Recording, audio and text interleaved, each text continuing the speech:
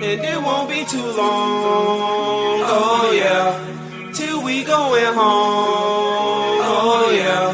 They know they doing wrong, oh yeah.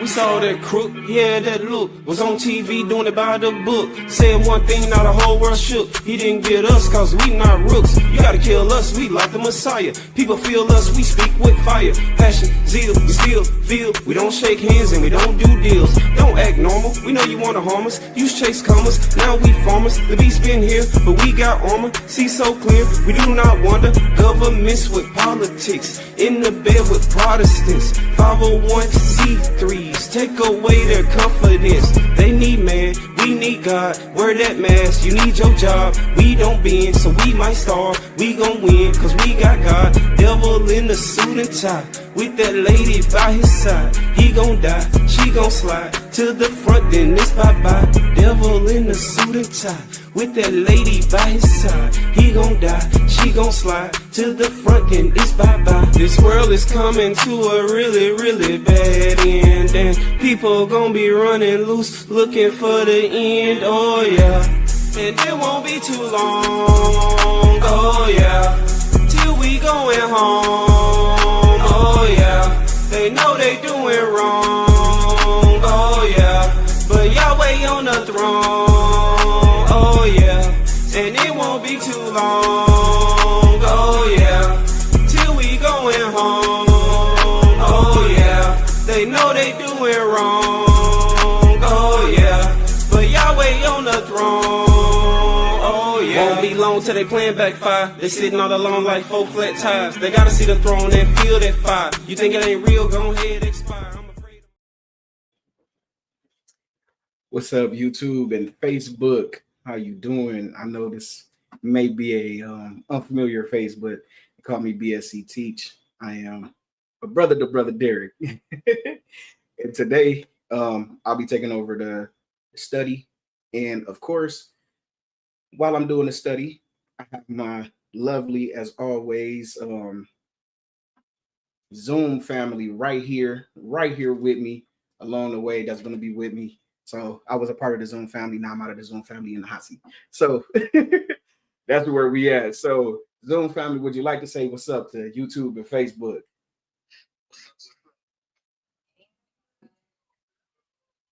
Yes, yeah. See, yeah, they are, as our brother Jim's like to call them, they are the vets. They've been with us for a long time. So they'll be helping me along the way. And today's topic, we'll be talking about, does God want us in the know about his character, about his ways, about what is to come? That'll be what we'll be talking about today. So I want to start off with a question. Zoom, and of course, YouTube and Facebook, you can answer in the comments. Is God secretive?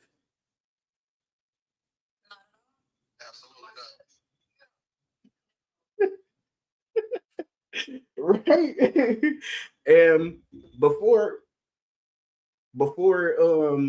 though it is correct, you guys answers are correct, I want to give the definition of secretive, right? Because some of us may have grew up thinking that God is secretive. Maybe the systems that we grew up in led us to believe that God is up here and you are down here, and you cannot question, you cannot understand. You know what I mean? So I want to read this definition, and then we're going to get into the study and read some stories to see if God is secretive. So the definition of secretive is of a person or organization to be inclined to conceal feelings and intentions or not to disclose information. To be secretive is to be inclined to conceal feelings and intentions or to not disclose information. And we have all just agreed, right, that God is not secretive. But maybe you don't know that, right? So let's go through the word and see God's heart, God's character, and his ways. to solidify and not just have an opinion that God isn't secretive. So I want to go to Genesis 6. My Zoom family knows this is one of my favorite places to start. So Genesis 6, I want to read. I'm actually going to start off reading because I want to start off at verse 3 specifically. And if you don't know, this is the story of Noah. This is where the Lord is looking down at all the wickedness that is happening, and he's getting ready to express some things. But I want to start at verse 3 for a very specific reason. So in verse 3 just reads Genesis 6, verse 3.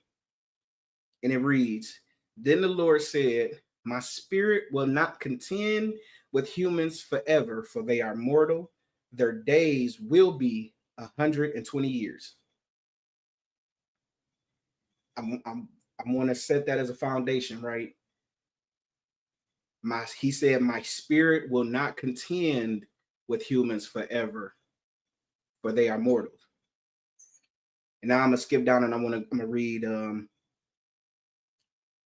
Let me go to. Let's go to 5 through 8. And it says, the Lord saw how great wickedness. The Lord saw how great the wickedness of the human race had become on the earth, and that every inclination of the thoughts of the human heart was only evil all the time. The Lord regretted that he had made human beings on the earth, and his heart was deeply troubled. So the Lord said, I will wipe from the face of the earth the human race I have created, and with them the animals, the birds, and the creatures that move along the ground, for I regret that I have made them. But Noah found favor in the eyes of the Lord. Here he is showing his heart, his character, and even saying his plan. Now let's see what he does with this information, because he exposes it right here. But in 11 through 18, we get to see a deeper, we get to see what he does with this information of how he feels. And going down to verse 11, and it starts off, and we're still in Genesis 6, of course. And it starts off with, now the earth was corrupt in God's sight and was full of violence. God saw how corrupt the earth had become, for all the people on earth had corrupted their ways. So God said to Noah, I am going to put an end to all people, for the earth is filled with violence because of them. I am surely going to destroy them both and the earth. So make yourself an ark of cypress wood. Make the rooms in it and coat it with pitch inside and out. This is how you are to build it. The ark is to be 300 cubits long, 50 cubits wide, and 30 cubits high. Make a roof for it, leaving below the roof an opening 1 cubit high. Put a door in the side of the ark and make a lower, middle, and upper decks. I am going to bring flood waters on the earth to destroy all life under the heavens, every creature that has breath of life in it. Everything on the earth will perish. But I will establish my covenant with you, and you will enter the ark, you and your sons and your wife and your sons' wives with you. So I ask again, is God being secretive here? Right? He wanted Moses to know what he was getting ready to do. And he also let him know how he felt about the current state of what was going on, how he felt about the wickedness that was increasing. And he wanted the world to know. Because in verse 3, he said, what did he say in verse 3?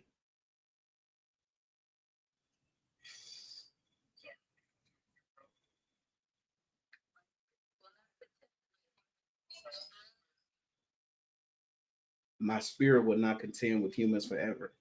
What is his spirit doing? What is the job of the Holy Spirit?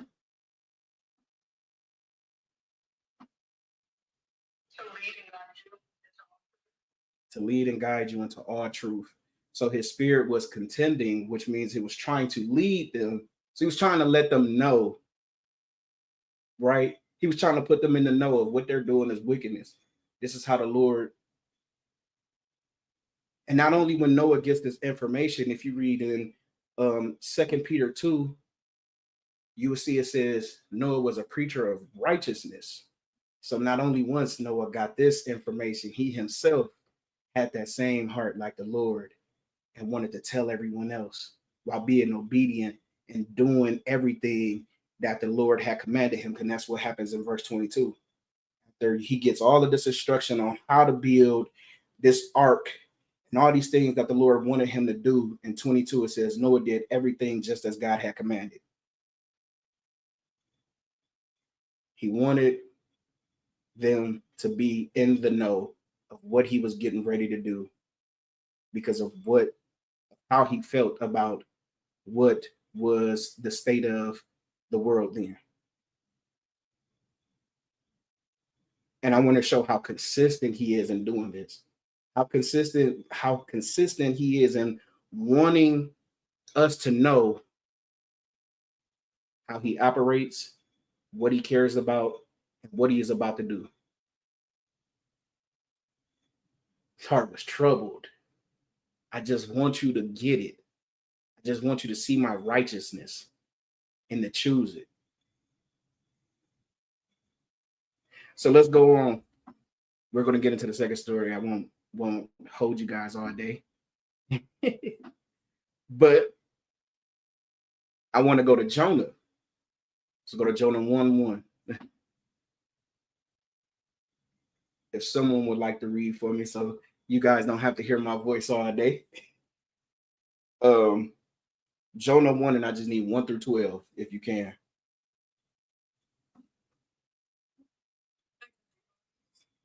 Thank you, sis.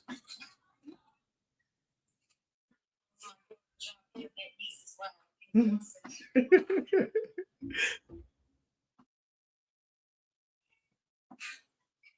said 1 through 12, right? Yep, 1 through 12. The word of the Lord came to Jonah, son of Amittai. Go to the great city of Nineveh and preach against it, because its wickedness has come before me. But Jonah ran away from the Lord and headed for Tarshish. He went down to Joppa, where he found a ship bound for that port. Being the fair, he went aboard and sailed for Tarshish to flee from the Lord. Then the Lord sent a great wind on the sea, and such a violent storm arose that the ship threatened to break up. Verse 5. All the sailors were afraid, and each cried out to his own God. The cargo into the sea to lighten the ship.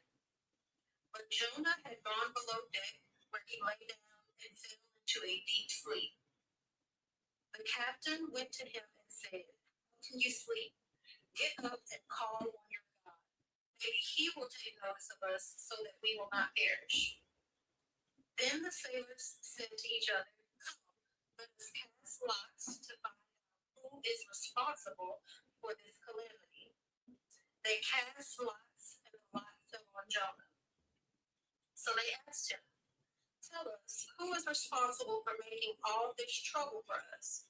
What kind of work do you do? Where do you come from? What is your country? From what people are you?"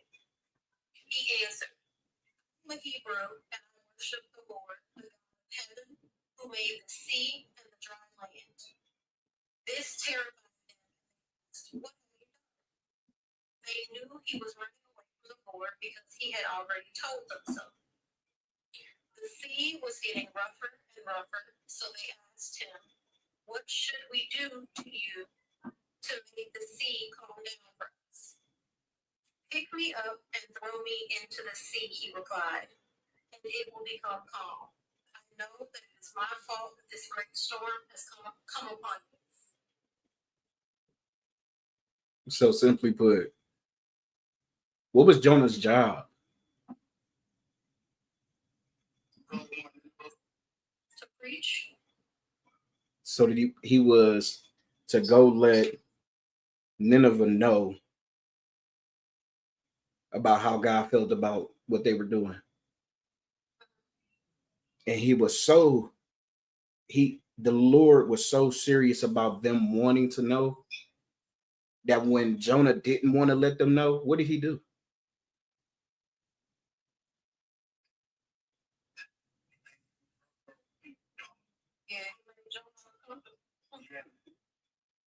Sent that strong wind. The Lord was so serious about Nineveh knowing what he was about to do that when Jonah didn't go do it, he sent that strong wind. It was like, take that in. I'm so serious about wanting you guys to know how I feel, how I'm operating, what I'm about to do, because I'm fair and I'm just and I'm loving. Because if I send this warning, just maybe you might get it right.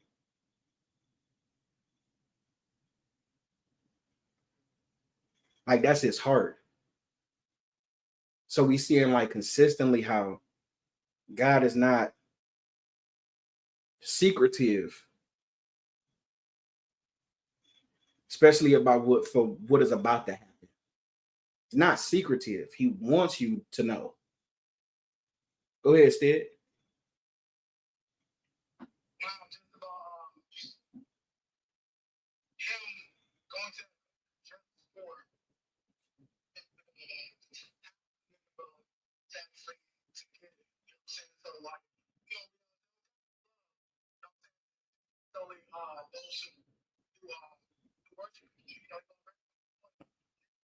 So much, you know what I'm saying? Like, you want to get it to realize what you're doing and just make it about Noah.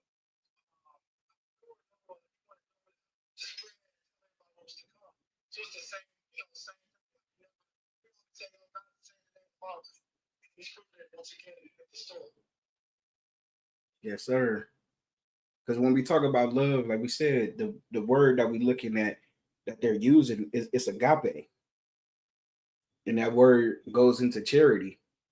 It is the lengths that I'm willing to go for you. So how loving is he? This is the lengths that I'm go for you, that I'll be mad, even though you are in disobedience, I'll be mad because the person I'm sending to you to tell you ain't telling you. I don't want to blindside you. I don't want it.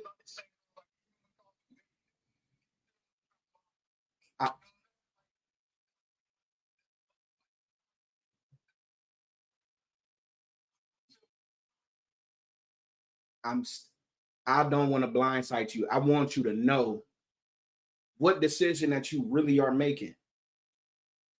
So when I react to what you have been doing, it's you knew consciously that what you were doing was wickedness, because I'm fair. So I want you in the know. But I'm bringing this up because, like I said in the beginning, a lot of us may have grown up where we were told that we can't have questions for God, where we can't get like there in it. We grew up with people telling us that we can't know, that we can't ask questions, and that created a wedge between us and God. But yet in this word, we know it says, in all your gettings, get understanding. And every like consistently, we can go story for story for story, how God is trying to tell the people, the people of Israel, how many times did he have to tell them, repent? How many times did he have to let them know, hey, this is what I'm getting ready to do. He wants us to be in the know. But yet we grew up in these systems and ways, and we have this mindset that we can't know, that we'll never know. We grow up thinking that God is secretive and I'll never find out nothing until I make it, if I make it. but it's harder is letting you know.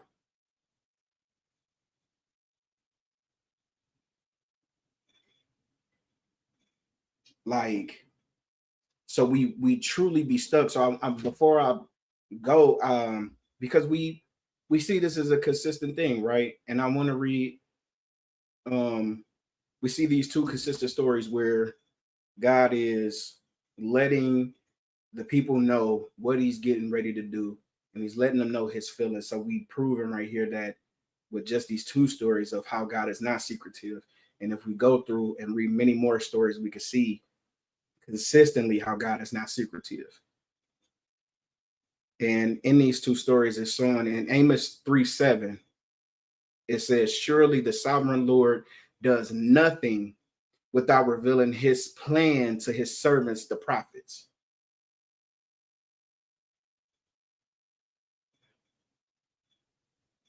Go ahead, Stead. I see you got something. I was already about to say that before, you know what I'm saying? The service know, we know like what servant you want to be. You need serving. You was not the needs of a human spirit. He's to let everybody know both sides. So yeah, that's all I was gonna say. Yep. In fairness, you can either be sheep or you can be goat. You can be sheep or scapegoat. You can be the sheep that listens to His voice and hears Him and go wherever He goes, or you could be the scapegoat that the sin is placed upon your head and you are cast from in front of Him to wither away.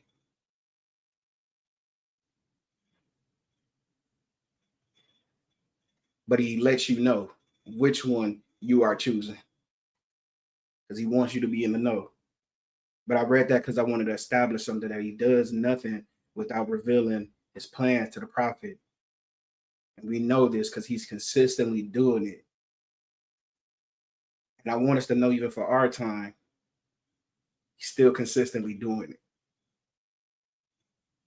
So we may have grown up. Once again, I keep pulling at it and saying that we may have grew up thinking that we can't know. We get stuck here because of that, because we feel like God is secretive, because we feel like He doesn't want us in the know, because we feel like we can't have questions, because we feel like all of these things, because we grew up with people telling us these things, we stop looking. We stop asking. And it either pushes you away or make you become a robot and become religious.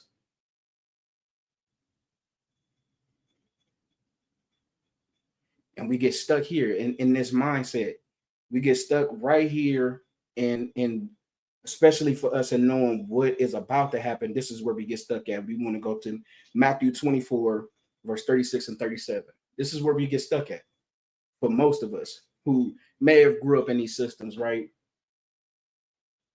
And if anybody can read it, it's just two verses, Matthew 24, 36 and 37.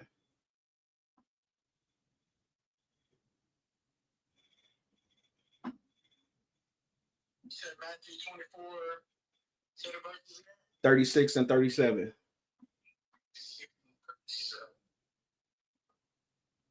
Um, 36 of Matthew 24. No one knows, not even the angels in heaven, nor the Son, but only the Father. As it was in the days of Noah, so it will be at the coming of the Son of Man. We get stuck here where we think that we know that this is talking about end times. And we think that we can't, that He doesn't want to let us know, that He wants to blindside us with what's going to happen. But is that the true, family? No, sir. Like, so for those that are new, I want to leave you with a question. With this, and of course we're going to answer this. Where was Jesus when He said these things?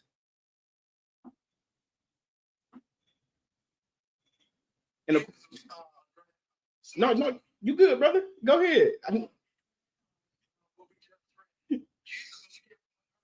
Talking to who, my brother? Talking to who?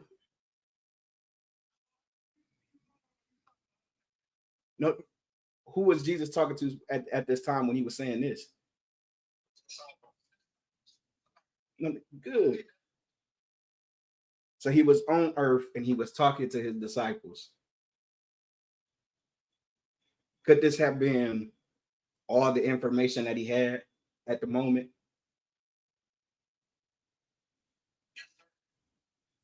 Right. So he's telling them all, he wants them to be in the know that he's giving them all the information he has in this moment. Look, this is all the information I have. This is all the information that you need. But something happens after he goes through his process of being on earth and when he's crucified and when he ascends to the Father. So I want to go to Revelation 5 and we're going to read that.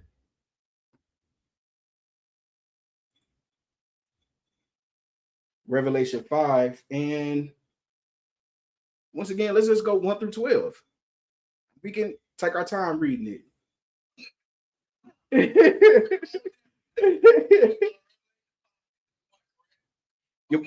We're going 1 through 12, but I may stop you in between.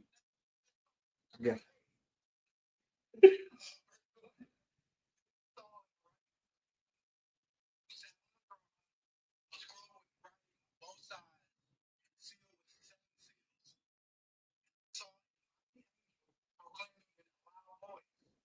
Who is worthy to open the scroll? Or on earth, or open the scroll, or even look inside. Let's stop right there for a second.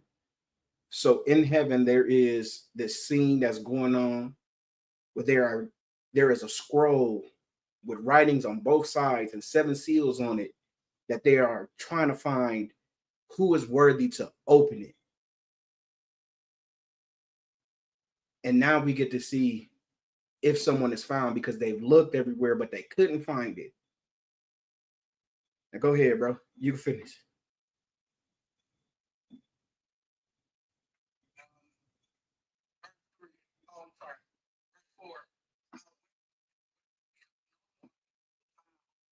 Who was worthy to open the scroll or look inside? Then one of the elders said to me, "Do not weep. See, the Lion of the tribe of Judah. He is able to open the scroll in his 7 seals." 6. Then I saw a lamb. You stop right there, bro. Looking as what? Yeah. Looking as what?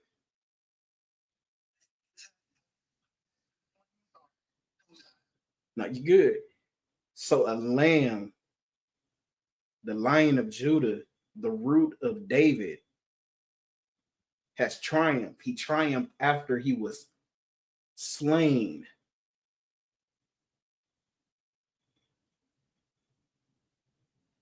Continue, bro. I want to just lead I want to point these out just to leave, just to get a good picture of what's being said. Continue, bro. My bad.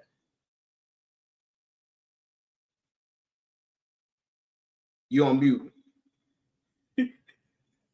Sorry. No, you good. Standing at the center of the throne, encircled by the 4 living creatures and the elders, the 7 horns and 7 eyes, which are the 7 spirits of God sent out to all the earth. He went and took the scroll from the right hand of him who sat on the throne. And when he had taken it, the 4 living creatures and the 24 elders fell down before the Lamb.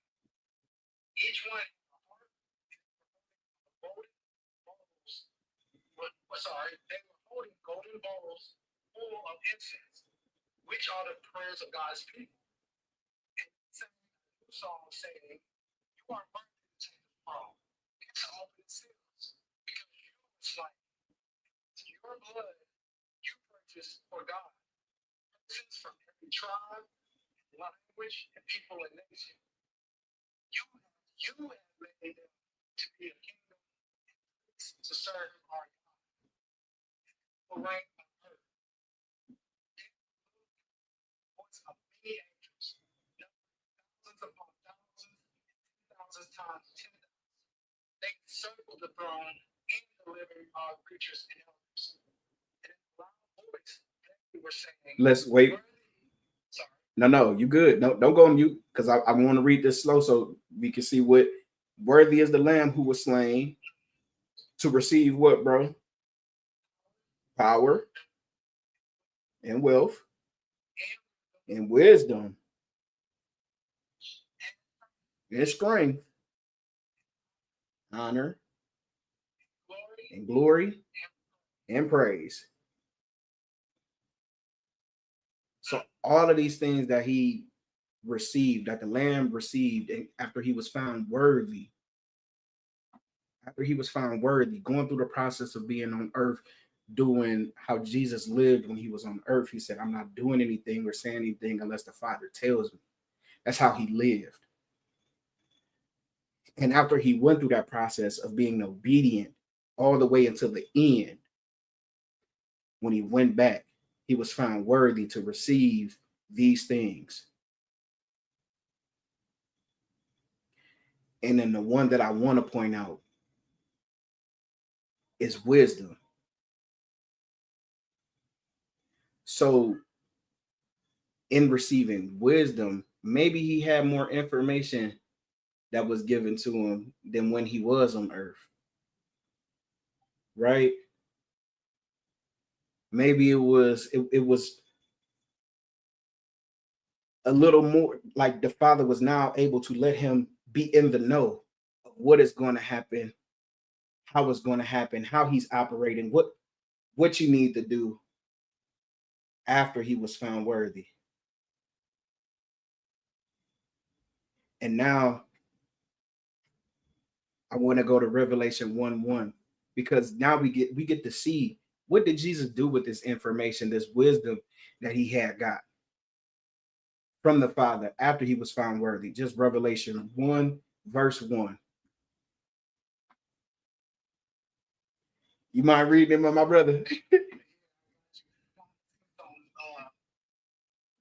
revelation of Jesus Christ, which God gave him to show his servants what must soon take place. He made it known by sending his angels to his servant John. What you got, bro? Jesus Christ, God the Father, gave to him, what we just read, to show his servants, Jesus Christ, what must soon take place. Get more information. The rest, you know what I'm saying? So he wanted his servant to be in the know. And how are we? What is the purpose of being a light? What is the purpose to do what? Light cancels darkness. Cancels out darkness. So being a light allows us to, or should, to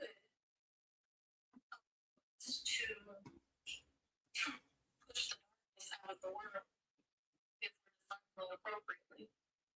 Because when we get our light to someone else that they follow, we should be passing that light, and so on and so forth. As sisters talking, we get a light from Christ. So them seeing us and seeing that we're different, shining a light on the darkness, and them seeing what's different about them. We can tell them that of course, the light comes from Jesus Christ, and thus spreading, the gospel further, or even more. Give me 1 second. I want to find a verse. Because of course I'm gonna read Isaiah 42:6, but I want to read something else too.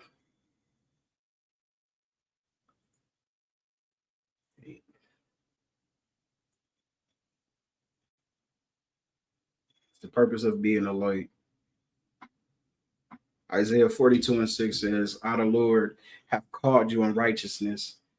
I will take hold of your hand. I will keep you and will make you to be a covenant for the people and a light for the Gentiles, to open eyes that are blind, to free captives from prison, and to release from the dungeon those who sit in darkness. Us as being a light, we are to be walking in his example of his character, of his heart, of living in the same as the example of Jesus Christ and how he lived.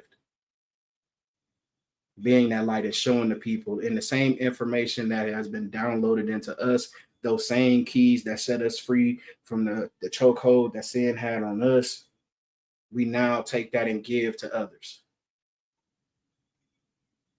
So as it was revealed to John, John being obedient, went and gave it to us. And I want to read Luke 8:16, just verse 16. And it says, no one lights a lamp and hides it in a clay jar or puts it under the bed. Instead, they put it on a stand so that those who come in can see the light. Can you say that verse again, bro? Luke 8:16. Thank you. Yep. It is for others so that when they come in, they can see the example of God's heart, God's character, God's ways, because he wants them to be in the know. So that mindset that we may have grown up with thinking that God is secretive, the more you dig into his word, the more you dive, the more you search, the more you ask for understanding, the more he'll show you. And he'll let you know that you can know. And that we don't have to be stuck at thinking, or we don't have to be stopped at just the mindset of no one knows the day or hour. Because Jesus is not a liar. He was given more information after he went through his process.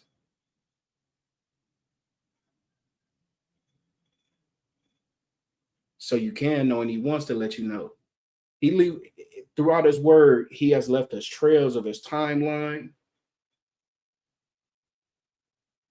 in his ways. Go ahead, Brother James. No, I just called something, man. So you mean to tell me God gives more information as we go through process? Yes, sir. Yes, sir.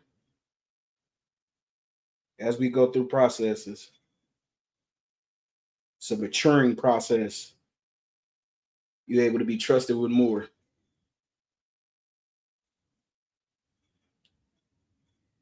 So I encourage you to dig through your word, because he wants you to be in the know, to go and ask those hard questions because you just want to understand them. He wants you to be in the know. And he wants us to be in the know of what's about to come. So that's all I have for you today, family, about how God wants us to be in the know. But I want to also leave us with encouragement. So with full context, I want to read 2 Thessalonians 5:1-8.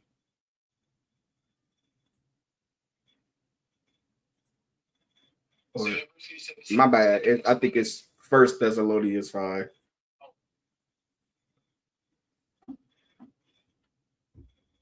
Sometimes I can't read my own handwriting. Go ahead, Ace, before I read the verse.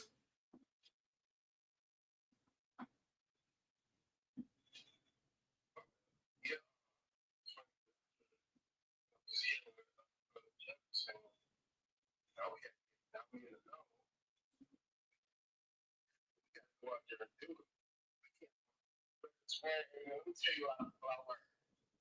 I told you we go sit back and watch my Netflix movies. No, now we got to do it. see in the Bible something, something that they progress. Look at all 12, they learned something from the start of their lives when they left with Jesus. And they developed. You know, I wanted to make sure that that was out there. Yep. He develop you as you go on that process. Follow me, and I will make you fishers of men. At the end of the process of following them, they had became fishers of men. And we have the word to see their fruits of how they became a community. And as they went and did, and as they didn't hide their light or their lampstand under, but put it where it was supposed to be, it showed the light to others. What you got, Stead? I see you connect the dots, brother. He was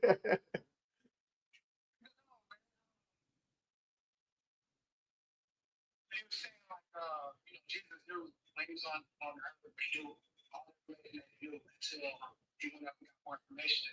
I just thought about the disciples, because even when Jesus was saying certain things to them, they asked questions and he would tell them, but certain things they didn't know. They said because from until Jesus left, it's like for the rest of the day, well, rest. But more information that would put it hidden from them was even more known. Just let me know. When they went through that process of following them.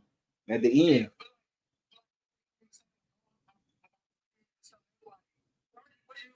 What are you talking about? Till out, and then they got, got back on track and took off from there with the rest of the information. You know what I'm saying? Whether it was sin and things like that. So I said I didn't know if I was off or not. Because in that, when he had said it, he had unlocked their mind to understanding the scriptures. Right. Yeah. Right. That's what I was. Yes, sir. Yep. But yeah, I want to leave you guys with encouragement about being in the know. Like I said, with full context now of understanding this, and not how it's been used to keep us with a mindset of that we can't be in the know. So 1 Thessalonians 5:1-8 reads, "Now, brothers and sisters, about times and dates, we do not need to write to you, for you know very well that the day of the Lord will come like a thief in the night. While people are saying peace and safety, destruction will come on them suddenly, as labor pains on a pregnant woman, and they will not escape. But you, brothers and sisters, are not in darkness, so that this day should surprise you like a thief." In the know. You are children of the light and children of the day. We do not belong to the night or to the darkness. So then, let us not be like others who are asleep, but let us be awake and sober. For those who are asleep, sleep at night, and those who get drunk, get drunk at night. But since we belong to the day, let us be sober, putting on faith and love as a breastplate, and the hope of salvation as a helmet. It's the encouragement I want to leave you with. So thank you, family. As my brother would say, spend a lot of time with God and a little time with self. And we will see you next time. Be strong.